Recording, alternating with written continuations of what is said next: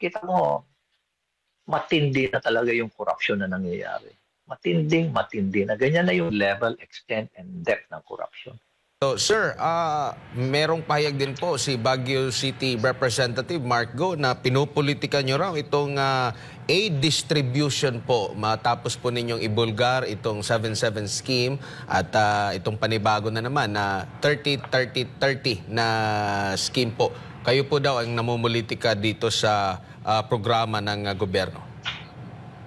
Ulitin ko, Admar, may nagsisinungaling dito. Totally nagsisinungaling dito. Pero sigurado akong hindi ako. Kasi isa rin sa naging vocal din dito na isinapubliko rin nung naitanong ko si itong Duterte Youth Party List, no? At kinumpirma nga niya na minsan na rin siyang inoferan nitong nabanggit po ninyo na 777. Isa lang siya sa vocal at nabanggit nyo nga po may mga kongresista din na lumapit sa inyo pero hindi lang talaga naglakas loob na banggitin na ito kasi alam nyo na sa panahon ngayon merong mga nagigipit. Sa tingin nyo po, ano po ang dapat tandaan dito ng publiko po, Mayor, dito sa Garapalan na parang sa kanila yung pera at nabanggit mo nga yata sa isang panayam, pag naubos na yung kanilang budget sa mga nabanggit na ayuda, pwede pa silang mag-reload. Parang bala lang, mag-reload ulit para magkaroon ulit sila ng bigayan po ng ayuda, Mayor. Well, alam mo, hindi na natin mapigilan yan. Hindi na natin mapigilan. Magbibigay, talaga magbibigay na ayuda. Ang taong bayan siguro, wag na lang magpasalamat. Ang taong bayan na lang magpasalamat. Pera naman namin yan eh.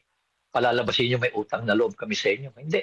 Karapatan nyo yan. Trabaho nyo yan na siguraduhin na maging maayos yung aming buhay. Ganun dapat ang pag-iisip ng taong bayan. Huwag tayong tumanaw ng utang loob dahil niluluto lang tayo sa sarili ng nating mantika. Pangalawa, alam mo, Edmar, yung ipinapamigay pa nilang pera sa atin.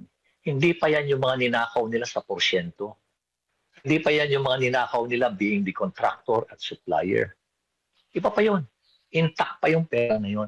Buong-buo pa yun, pera nila na ninakaw. Hindi katulad noon, na kung ano ninakaw nila, pagdating na eleksyon, gagastusin nila. Ito, ngayon, hindi, intact yan. Ang binapamigay nila sa atin ngayon, ito yung mga ayuda pa lang, na nakuha pa lang nila, na natanggap pa lang nila, galing sa Office of the Speaker. Yan pa lang yon. So, kita mo, matindi na talaga yung korupsyon na nangyayari. Matindi na. Ganyan na yung level, extent, and depth ng korupsyon. So, tatahimik na ba tayo? Pasalamat pa rin tayo sa kanila. Ang inanakaw nila sa atin, 1 milyon, pataas bibigyan tayo ng 2 piso.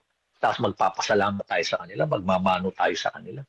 When in fact, yung pera na yan, pera ng taong bayan, yung taxpayers' money.